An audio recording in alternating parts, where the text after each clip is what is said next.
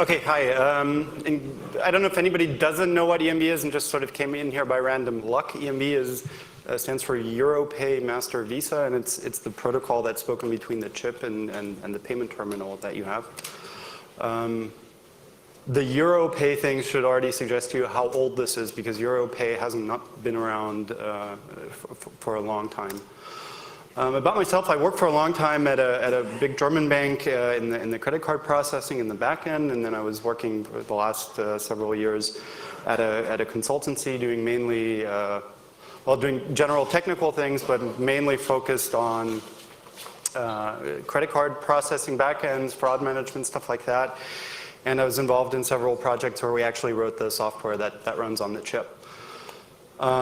Since this year, I've been working as an independent contractor and working on a lot of the same sort of topics. The motivation for this talk is kind of weird. It's sort of a strange mixture. It's really basic, really introductory to EMV. On the other hand, it's super low level, so there's a lot of bits and bytes. We're not going to see a lot of pictures or anything. It's going to be a lot of text and numbers. I'm not really revealing any secrets of the credit card industry. I'm not showing any super special hacks. And this stuff is really, really old. I think on the first Congress that I was at, the 18C3, there was already a talk about this. And so the question is, why would you actually want to deal with it? One of the things is this technology is being mandated in the United States soon, so there's going to be a giant uptake in usage.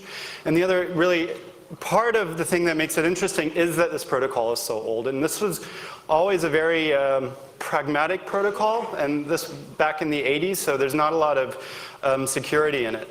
I'm also not really going to go into low-level hardware stuff, attacking these chips. I'm not going to go into any attacks on the crypto. And what you'll see, though, is that this protocol is so rudimentary and weird that it's not really necessary. There's so much more that you can do. And it's also, if you were at Carsten and Dexter's talk about scraping off the chips and actually taking pictures and probing the chip in operation, I mean, they said this is easy, but this is a lot easier. I mean, you can just look into your own card, see what sort of data is stored on it, and do these own transactions with a card reader that costs maybe $20. So I'm going to go through this is more or less to get you started on doing this stuff yourself. So I'm going to go through a bunch of acronyms and specifications and stuff. I mean, the stuff that the card can do or that it could do in the 80s was really, really rudimentary. So the protocol is actually really easy. The hard thing is, though, that it's a very steep learning curve. There's a lot of weird technology and acronyms and things that aren't really in common usage that you're not really used to. So I'm going to start off with PCSC. PCSC is how you're going to connect a reader to your laptop. Basically, almost all operating support PCSC on some level. Most languages have bindings. The transactions that I'm going to do are with some Ruby code I wrote. This smart card project are the PCSC bindings for Ruby. This demo code that I'm going to be showing, that I'll be talking with this card with, is available in my GitHub repository under 29C3. And while I'm showing URLs, there's this open SCDP smart card shell, which is a JavaScript implementation, which is a lot more feature complete. So if you want to play around with smart cards, that's a really good suggestion. And they also have stuff for dealing with SIMs or the German health card and things like that. So basically, that was already the first point. I mean, you don't need a special terminal. All of the stuff and talking to the card is entirely standardized. You don't need to buy something like this. You can just go to Amazon and get one of these Swiss Army knife card readers that if you're paying $20 for them, you're getting ripped off. And they will work just as good as anything else. So it's a very, very, very low entry to barrier to entry. So I'll go ahead and start my little shell. And basically, this is just, I can see now I have one reader plugged in. Fantastic. I'll put my card in. And then what is it? Dump card data. Show card?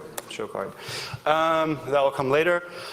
So this is already the basic interaction with the card. We're connected to the card, and the session has already started at this point.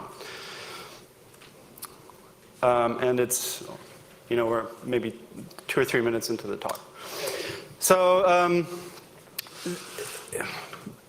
all of this low-level stuff of how chip cards are dealt with is taken care of in ISO 7816.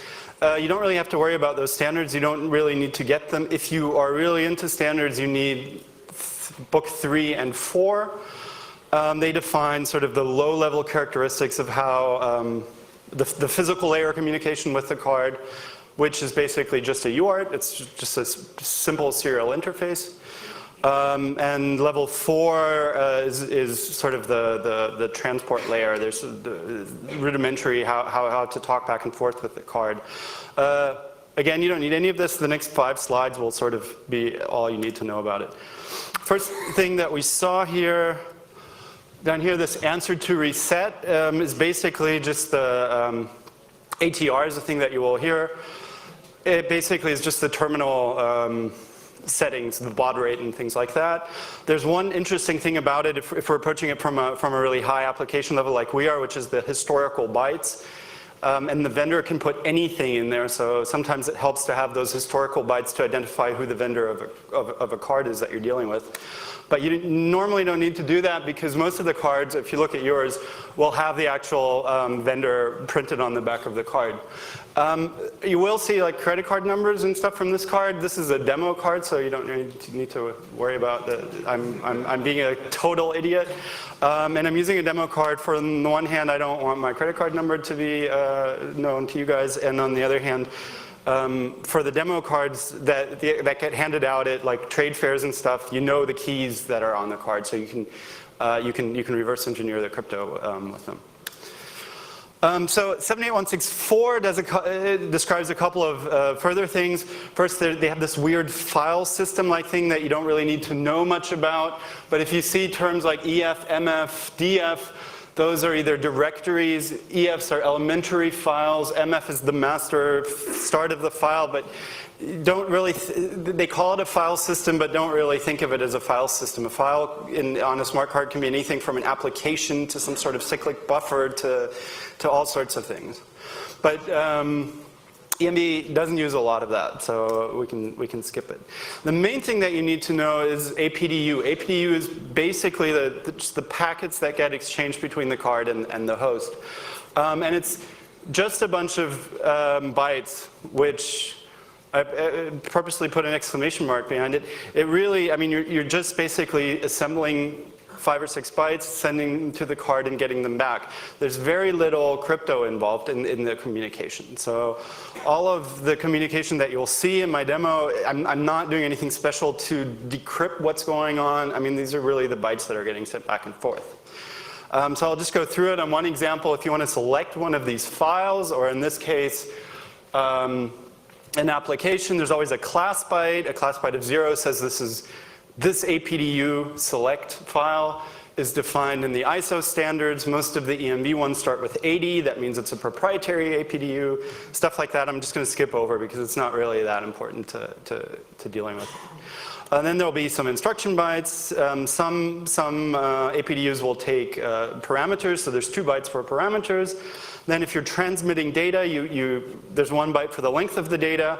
And finally, the data that you want to transmit. So this is basically the application name of a Visa application on a card. What we're doing here is selecting the Visa application to make a payment transaction.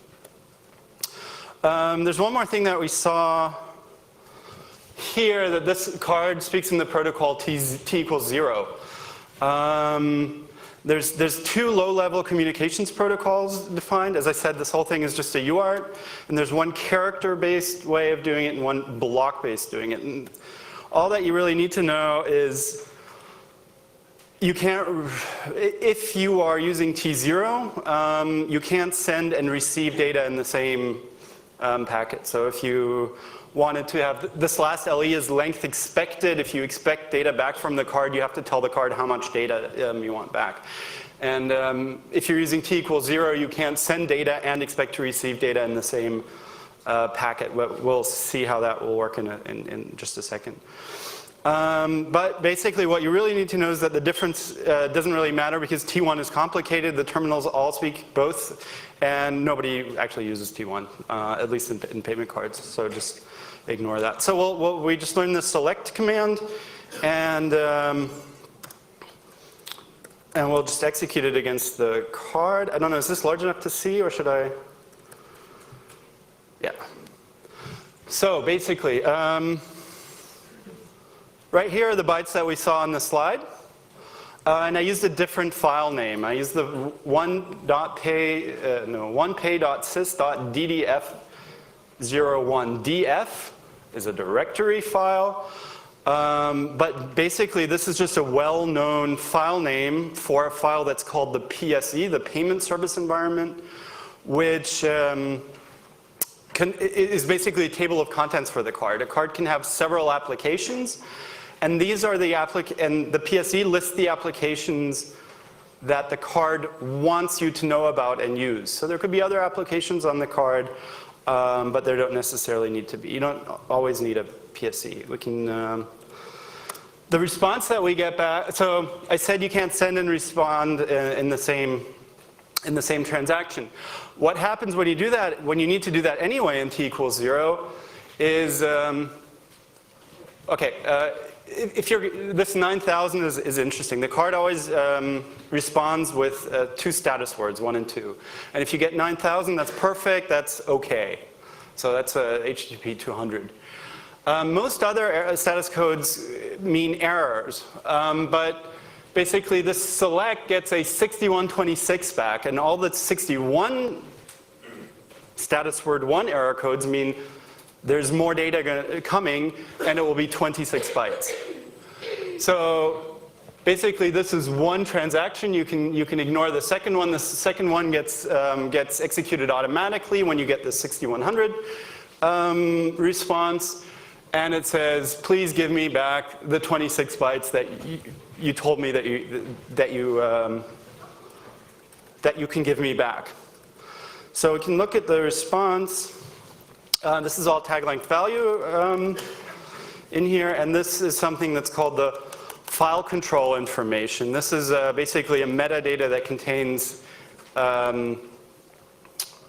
data about the file that you just selected. One of the things this one contains is the name of the actual file that we selected. Thanks very much. Just type that in. And this file is also identifiable by a short file ID.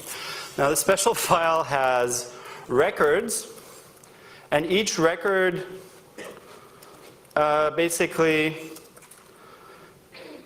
tells us about one application on the card. So this first one, this first record contains, so this card contains 2 applications. One is a Visa debit card and one is a credit card. And so I read the first record out of this PSE file, and it tells me, okay, there's one application that's called Visa debit, and sometimes you get that shown in a terminal that you're paying with. And it also says the priority of that application. So if you need to make a choice terminal, this one has priority 1. So then we can look at check for more records. There's a second application on here, the credit application, that has priority 2. So, and then the terminal will keep doing this until it has a list of all the records. Finally, it gets there's no such record. You can quit looking now. Okay, so that was the basic of how an APDU works. Just the bytes on the screen get sent back and forth in clear text. That's it. And the PCSC libraries have a command, transmit data, and you just give it a raw buffer of data. So it's fairly easy to program, but very low level. So EMV has a huge number of specifications. The main Application framework is defined in books 1, 2, 3, and 4. That's about 800 pages. And I'm just going to skip over really quickly which ones are important and which ones you should look at. Book 1 is maybe interesting because it contains a summary of all of the stuff that's in the ISO norms, how these APDUs are set up, how the low-level UART communication is, how the ATR is set up, and stuff like that. So it's just a review of how this stuff works. That's something that's good to look at. Book 2 is one of the most interesting books. It contains all of the crypto that's done by the card. So the card doesn't get it gets its own keys, but those are derived from master keys from the bank. All of these key derivation algorithms are described in here. All of the certificates that are placed onto the card, the format of these certificates are described in this book too. And the interesting thing is, if you think certificates, usually you think X509 certificates, but in the EMV standards, everything was reinvented and is a little bit different than you would expect it to be. The most important book to look at is book 3, which contains all of the specific APDUs and the instructions that are exchanged with the cards, how those work, how those interact. And one of the most important things, and I put a little heart to emphasize this point, is that there's a data dictionary that explains what all of the tags mean. You know, so here all of the tags are separated, but basically, you don't know what 50 means, but you have to look it up and know that, oh, this is application label. And the data dictionary is really the thing that you work with most when you're dealing with the data in the card. Another thing that you could look at, and this is also freely available on the net, where this TLV bear is defined. This is an International Telecommunications Union standard. And there's some tricky bits to doing TLV the way that they want you to do it. Then there's a book 4, which you can basically ignore. I mean, it's kind of funny because it tells you all sorts of stuff of how you should enter the PIN and how you could implement a virtual machine, whether you should interpret bytecode or translate it into the native instruction set of your terminal's hardware architecture, all the way to what the receipt is supposed to look like that the thing prints. But it fails to mention stuff like what data of the transactions the terminal is supposed to save to present to the bank later. It's really weird. I've never used it. It's sort of fun to skim through, but it's not useful. CPS is, you probably won't ever need it. This is the application that's on the card before it's in the field that in the personalization bureau will be used to place your personal data onto the card. But if you're dealing with, if you want to take a closer look at cards, this is something useful to look at because it provides some really useful insight of how data is structured in the card and what data is actually placed on it. Finally, there is CPA. So these books 1 through 4, they describe a general framework of how to make applications for financial transactions. They don't actually describe an implementation. EMV published one standard for an application, and this is sort of interesting to look at to see what actually goes on. Books 1 through 4 describe really well the external interface, but they don't really give you a good indication of what the card is supposed to do internally, how it's supposed to check the data. They also leave open a lot of data structures and what they mean. They just say, what we'll see later, for example, you get card verification results, which is a big bitmap of literal checks that the card did. But it doesn't say what each bit is supposed to mean. The actual implementation specifies that sort of information. There's also what you will come across CCD, which is also called Dublin Core. It's common core definitions, and that's spread out through all of the standards. It specifies some of the missing pieces. So you can, it will specify a base card verification results bit field, what you should put in there. The specifications that would be most interesting are, but you don't really need at the level that we're dealing with, are the MChip and BSDC specifications. Those are the concrete implementations for MasterCard and Visa. Unfortunately, those are proprietary and you can't really get at those. With MasterCard, you can't even get the names or the current versions of them unless you're a MasterCard vendor. Visa, you can at least get a list of what the current specifications are called and which ones are available, but you'll have a hard time finding them. Okay, so we've gone over all the specifications, and we're going to go into actually what happens and try to get 1 pound off of this card. So the general flow of the transactions in normal human terms would be card and terminal introduce each other, figure out which application to use. So that's the part we've done so far. Then this is what I call worst first date ever. It's not just tell me a little bit about yourself, but it's tell me what questions to ask you about myself. That's what the terminal says to the card, and then the card responds with a number of records that it wants the terminal to read. It doesn't really check that it reads those records or only those records, but that's how the mechanism works, just to introduce it. Then there's some simple mechanisms to make sure that the data that the card returns are actually valid data and that they come from a real bank and stuff like that. Then there's what's called cardholder verification. So that might be something as simple as you sign a piece of paper. So it happens totally offline. It might be something that the card checks the PIN, or that the terminal or the ATM sends the PIN to the bank to be checked and gets a response back. And finally, the card will generate a cryptogram with a symmetric secret key that the merchant who owns the terminal can later present to the bank to prove that this card was actually involved in the transaction. So one of the common misconceptions is that the chip is basically just a dumb storage of data that's going on. So that's not really what's happening. The chip itself is a little computer, and what theoretically happens, there's a key on the card that can't be extracted.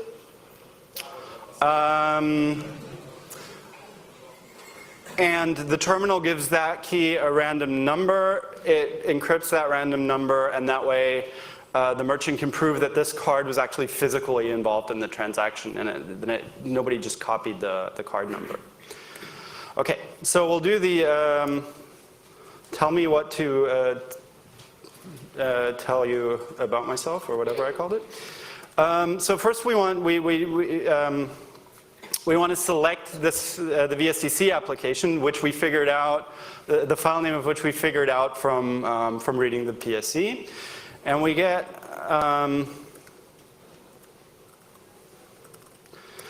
back another thing of file information data.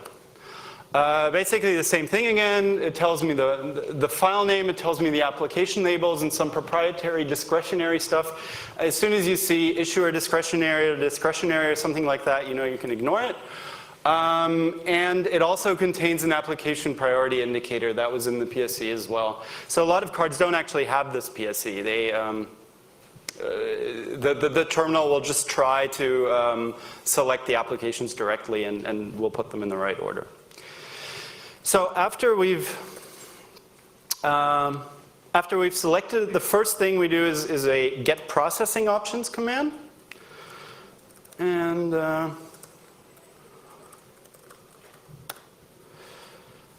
we can see this is pretty opaque data. This is response message template format 1, whatever that means. But this is kind of the most important part. So get processing options, there can be something that's called a processing data object list, which would be returned in the FCI in the select. That wasn't the case here. That will be the card telling the terminal what sort of data the terminal should provide to it. So it could say, please, when you call this get processing options command, tell me what sort of terminal type you are. Are you an ATM? Are you a candy vending machine? Or whatever. What the card returns are two pieces of data, AIP and AFL. And this is format 1. You remembered that from the response message template format 1. And it contains 2 bytes of AIP So, and the second one is really easy to explain because all those bits in there are reserved for future use, so they're always 0. And in this case, 5C, I've circled all the bits out of the specifications, what they mean. This card supports STA, cardholder verification is supported. That's always supported. Terminal risk management is to be performed. So the card tells the terminal kind of what to do, which you need to keep in the back of your head. It does that quite a lot.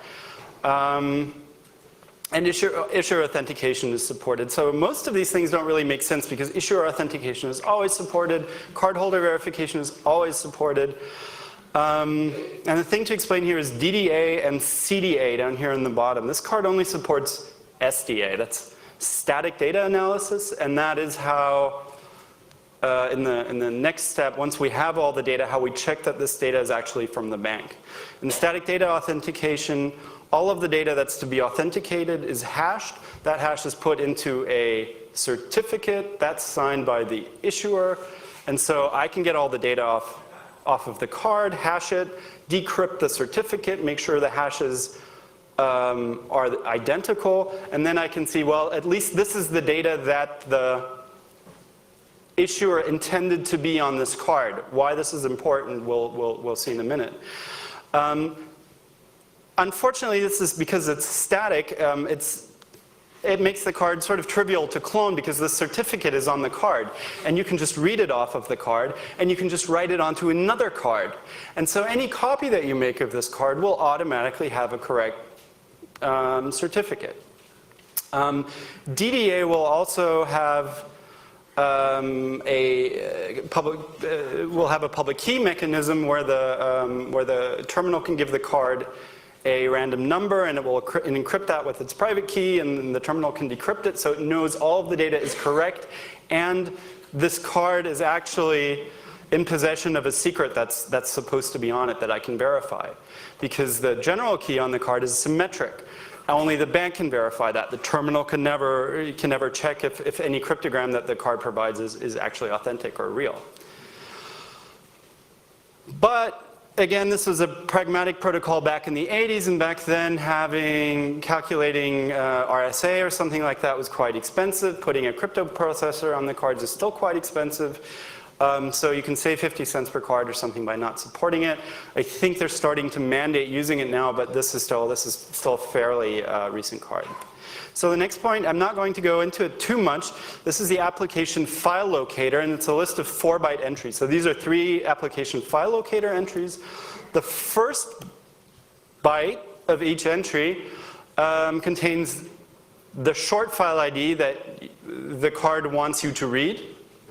And for some reason, it's shifted by 3. So it's the high 5 bytes of that. The second byte is the first record to start reading. The next byte is the last record that you're to read. So this basically means short file ID 1, read the first record only. Short file ID, read records 1 to 3. Short file ID 3, read records 1 and 2. And the last byte here is interesting because that indicates which record will actually go into the static data authentication. So even though this isn't really a safe way of authenticating the cards, not even all of the data that's being read from the card is being authenticated. So, let's see here, read records. So it goes through here, that parts the AFL, and it read records, short file ID record, short file ID 1, record 1, 2, 1, 2, and 3, and 2 records from short file ID 3. So I did that correctly in the slides. This record here, short file ID 3, record 1, is the only one that is ever authenticated. So even with this, and I still have the last one in the buffer, so we can look at that, and that's really all of this information that we'll go into more detail like the currency that the card expects, the expiration date and the effective date of the card, things like that aren't ever checked for authenticity in this specific card. Usually this information will also go into the certificates. So this is where the dump card data came from. So this is all the data that we collected from the card. The first field is fairly simple. It's the cardholder name. Your name would be in that field. Here it's simply one because it's a marketing thing. This is quite interesting. And also as a general attack, track 2 and track 1 data, if you've done anything with cards, this might seem familiar because this is how magnetic stripes are structured. So basically this card, this smart card provides the precise data that's also on the magnetic card. So if you can read out all of this data, you have enough data to clone the magnetic stripe. And it's already perfectly formatted in the way that it's supposed to be formatted on the magnetic stripe. The reason for this is that the bank backend systems are very, very old. And they don't necessarily check all of this card data that's coming because it's more complicated. And so what you can do is you can just take, on some intermediary system, throw away everything else but these track data things and then process the transaction as if it were a normal magnetic stripe-based transaction. Or you can hire Visa or MasterCard to do something called STIP, where they will have a system in front of your own backend, check all of the chip stuff for you, and just give you the magnetic stripe data. Or you can just ignore to do that and just not check the EMB stuff at all. Then there's the issuer's certificate. The terminals have lots of CA certificates. Those sign these issuer certificates, and you need the issuer certificate to get to be able to decrypt the certificate that contains the hash with the data that's on the card. And the rest of the data is basically standard. The PAN is the card number, the expiration date, the effective date. This is a card that's issued in England in pounds, and I'll go into what the other things mean right here. Service code, again, is something that comes from magnetic stripes. That was one of the things on here. I'm going to skip that because we're kind of, I don't know if I'll even make it. The first thing that's interesting is application usage control, which is, again, similar to AIP. It's a bunch of bits that say what this card may be used for. There's two bytes in it. The first one is FF, so the card could be used for all of these things, which, and again, these categories are really arbitrary. You know, I mean, why differentiate between goods and services? Sometimes differentiating between domestic and international might make sense, but why have a card that I can pay with to get my hair cut, but I can't buy a bottle of shampoo with it? You know, this is goods and services. So it's hard to even configure these things or figure out what they're good for. And the second byte is, in this specific case, because it's also, this was the debit card, it will allow domestic, so if you're in your own home country, you can get cash back, which would be, you pay for 10 pounds at the store, and you say, well, please give me 20 back. And you might not know where you are internationally, so you might not trust stores anywhere else to do that validly. So, I mean, I can see how that could make sense. The next thing was the CVM list. It starts off with 2 amounts, and this is a really, really important one. But these 2 amounts aren't ever used, so I'm going to skip over this. And the next is a variable length list. Each entry is 2 bytes long, so the color coding is 1 entry. And these tell the terminal what sort of cardholder verifications it should attempt to do under what circumstances. The first byte in each entry describes the actual cardholder verification that the card supports. So in this case, this will allow plain text PIN verification by the card. I can send the card the PIN and it will tell me whether it was correct or not. It will support signature. It will support the PIN being sent to the bank and being checked there. And finally, this is the nicest one, none. It will support that as well. And basically the terminal will go through and basically if it can fulfill one of the conditions, and these are the next one, the second one is under which conditions should we use this, And if it can fulfill it, it will do that, else it will try the next one all the way to the end. So basically these conditions say, do PIN verification unencrypted if you can, do signature if you can, else send the PIN to the bank if you can, and if not, don't worry about it. So this is quite interesting because, well, we're sort of gonna authenticate the card, but the card doesn't know what sort of terminal, it doesn't know if it's in a real terminal or if it's just sticking in a cheap card reader at some hacker conference. So it can't really trust that I will actually do these verification methods, and especially not in this order provided.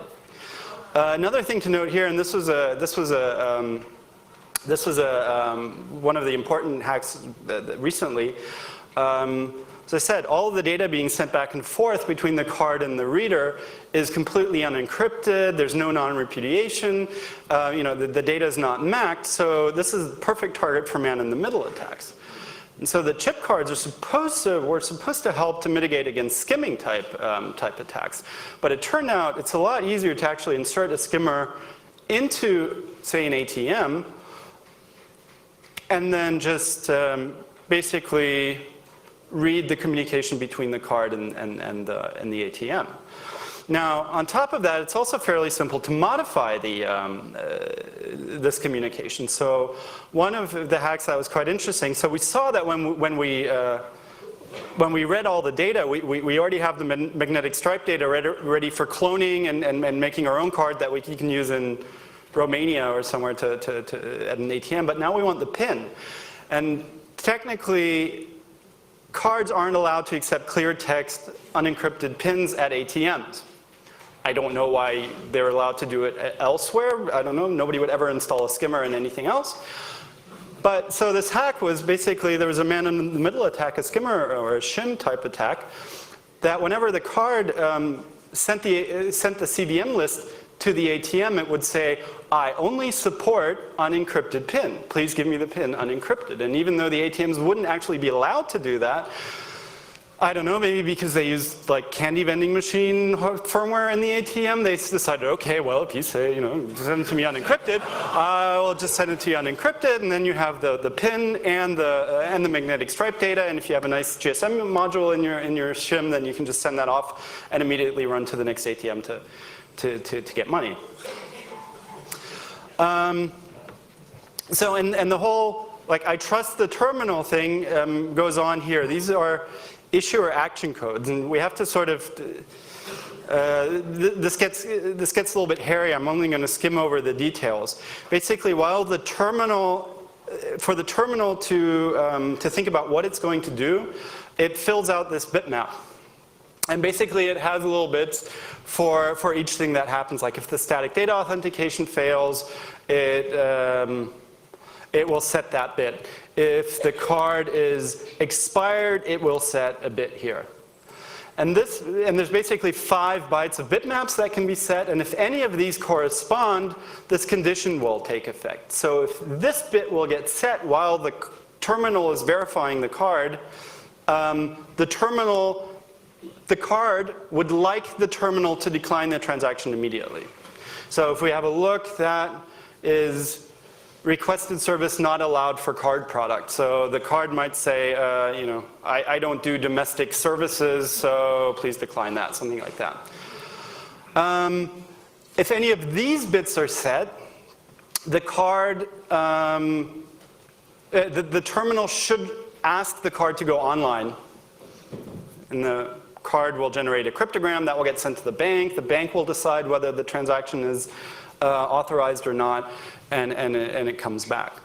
So these are the conditions under which that takes place, and default is quite interesting because it's, if you should go online, but you can't, you can still do the transaction. You can try to do the transaction offline with the card.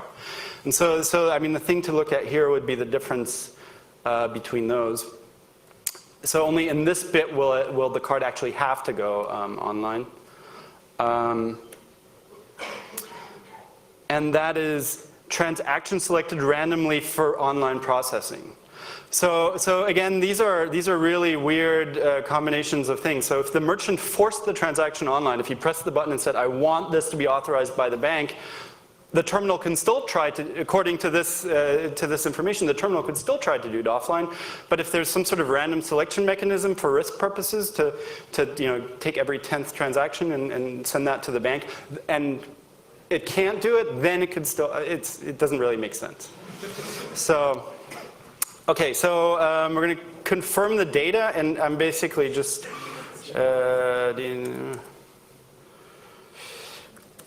we'll just show one of these. So we had that issue. We had the issuer certificate. If we decrypt that with the with Visa certificate authority certificate, we get this, which basically still looks like random bytes. Skip over the details. So, but this is described in book 2 because it's crypto related and certificate related stuff. And you can see there's a header 6A and a hex value BC, and there's a bunch of metadata about the certificate, and then the issuer's public key modulus. So if we look at the data more specifically, we can see the header 6A, the trailer BC, there's an expiration date in there, and the interesting part is this bit in the middle, which is actually not the entire issuer public key, because it could be just as long as the key that's on the, as the CA key, and it's okay, so if you have a 1024-bit CA key and you want to encrypt something with it, it has to be in multiples of 1024 bits as well.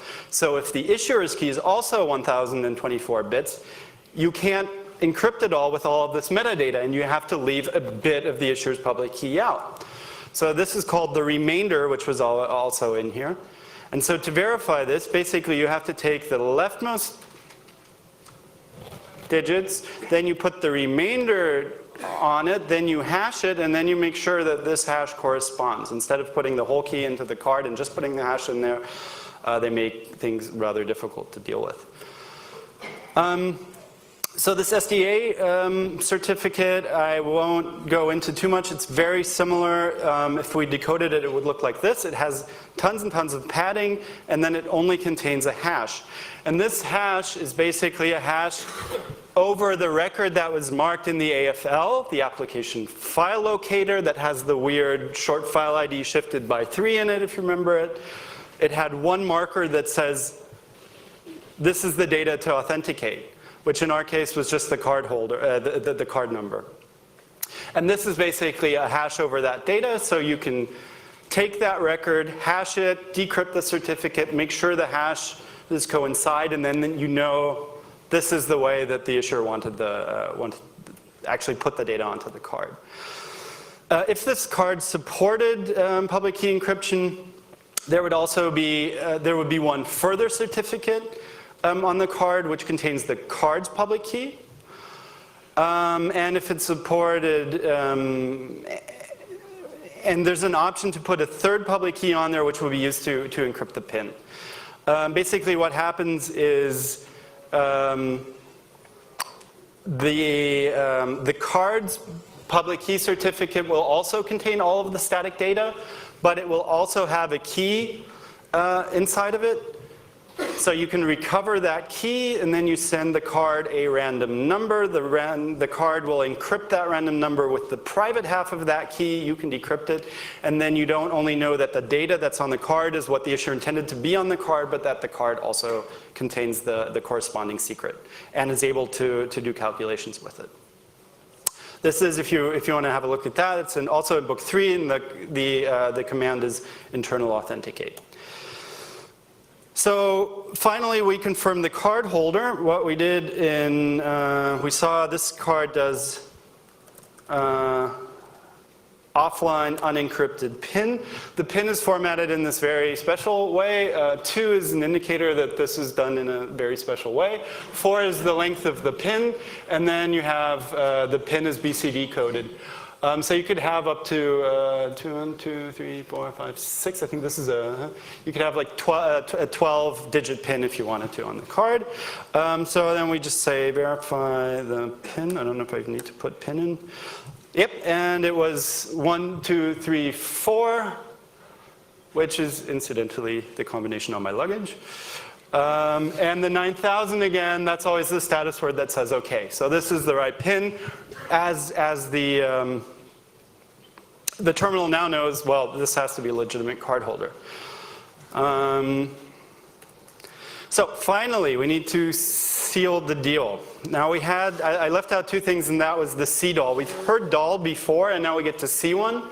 So this is basically lots of tag length value stuff. I've, again, color-coded the differences. They're all stuck together.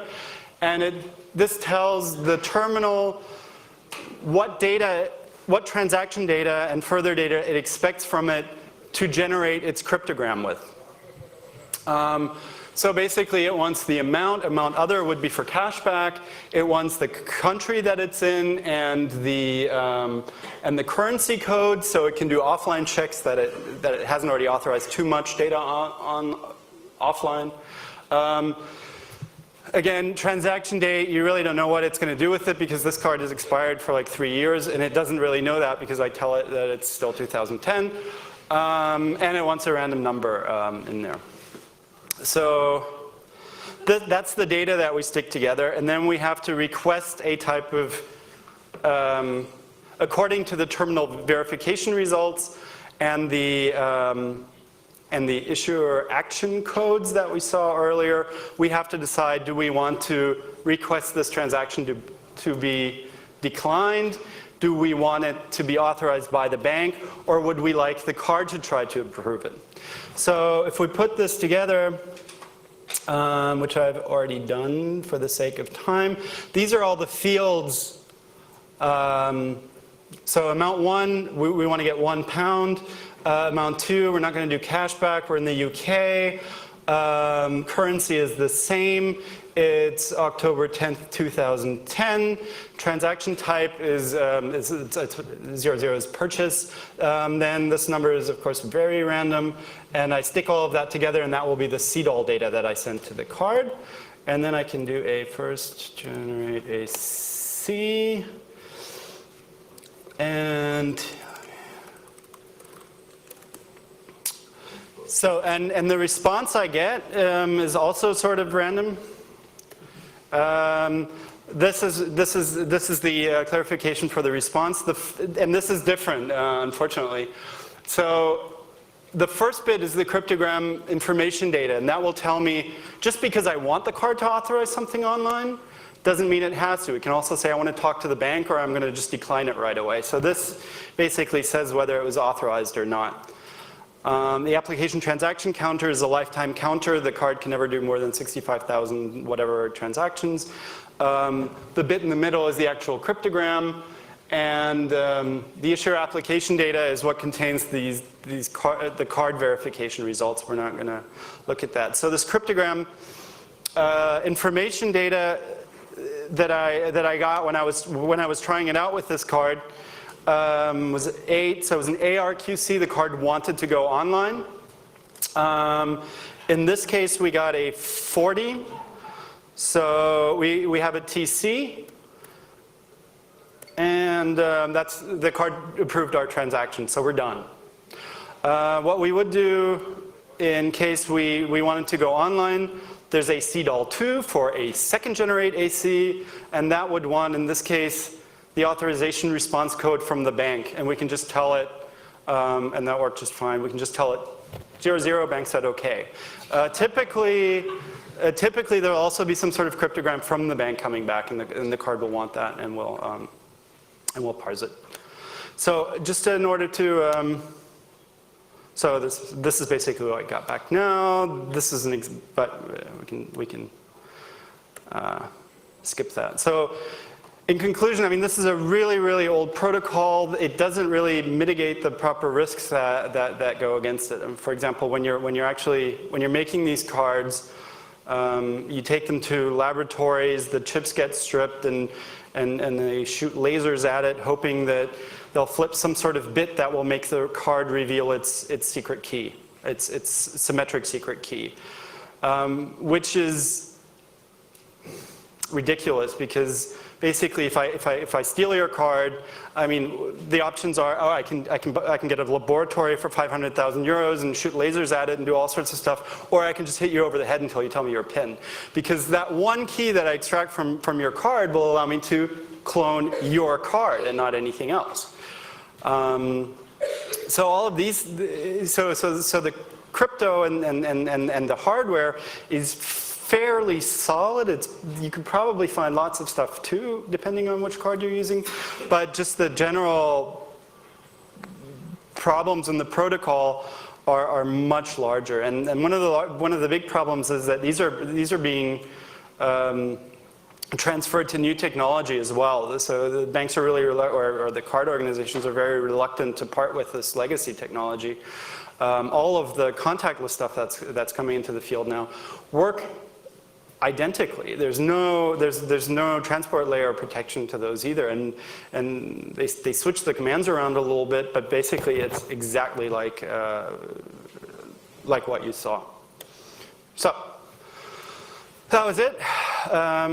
If somebody has questions, I am also available after the talk. These slides and the software I showed should be available on the wiki. I don't know if they're uploaded yet. Yeah, and if anybody has any questions, I'd be happy to. If you have any questions, please line up at the microphones.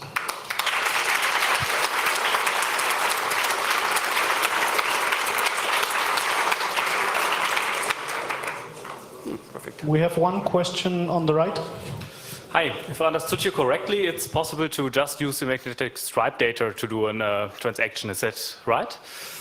Well, if you're in Europe, at least so what's coming out now is a lot of these things like Square, and in Europe there's lots of clones off of that. And Square worked well because it just uses the magnetic stripe data.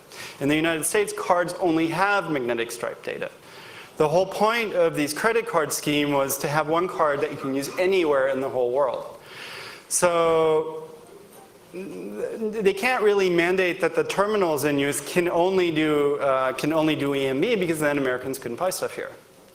And the other way around, they can't not put magnetic stripes on European cards, because then you couldn't go to the States and buy something.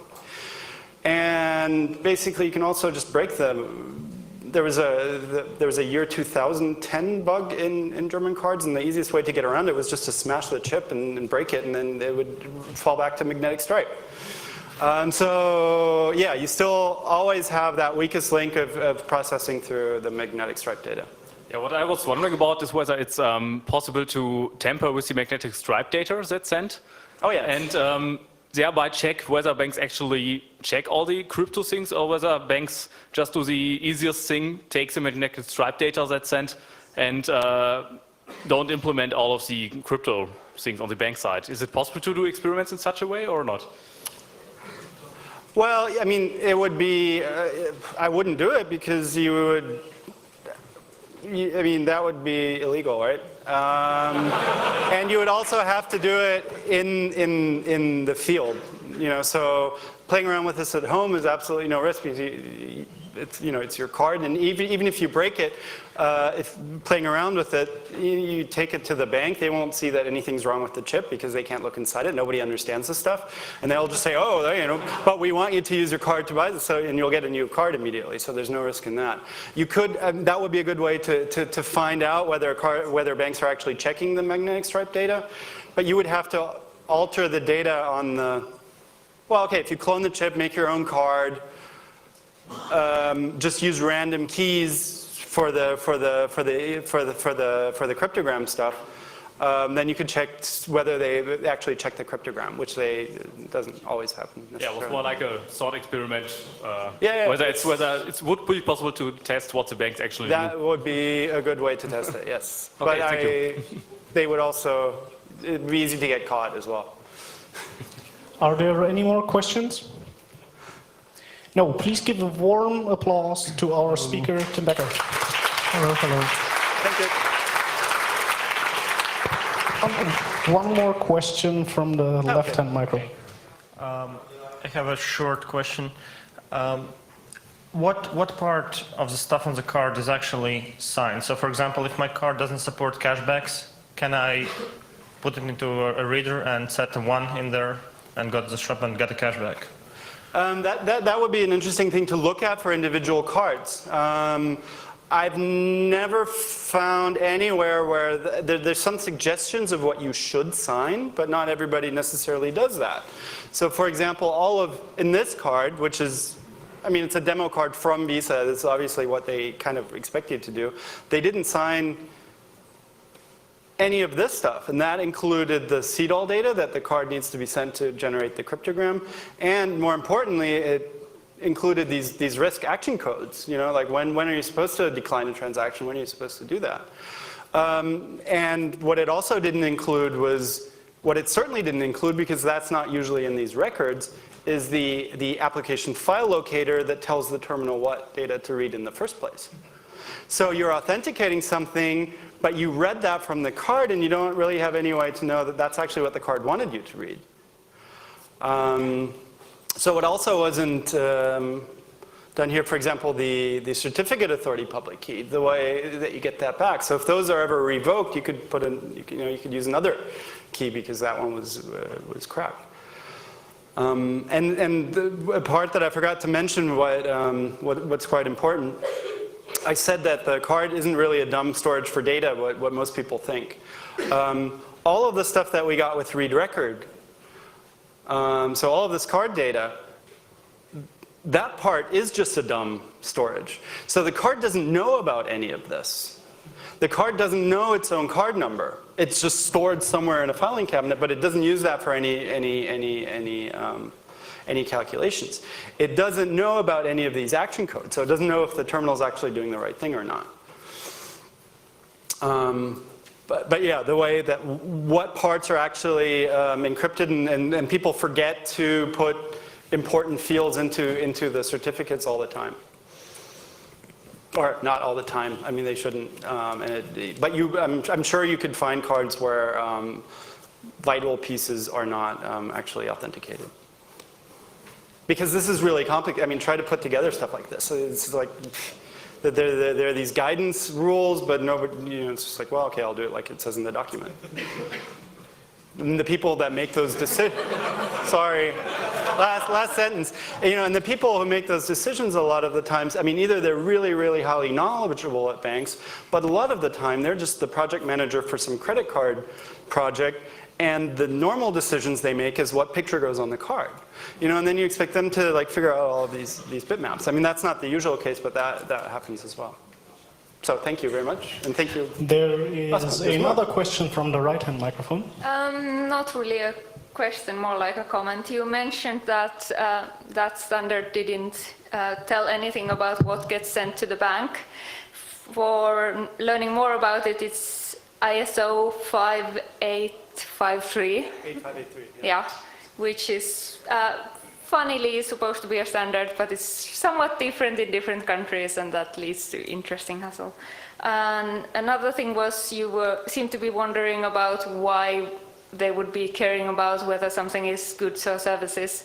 There are some payment cards that only accept, for example, paying for services and even paying for certain kind of services.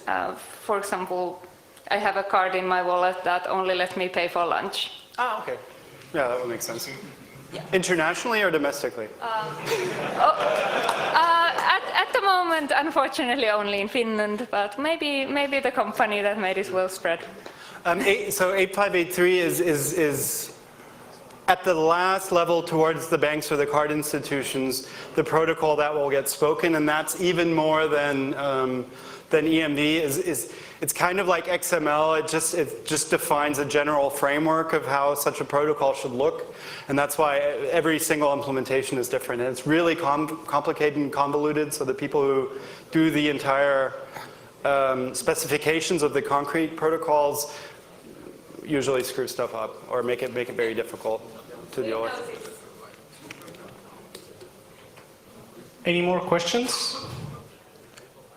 Doesn't look like it. Well, give a nice round of applause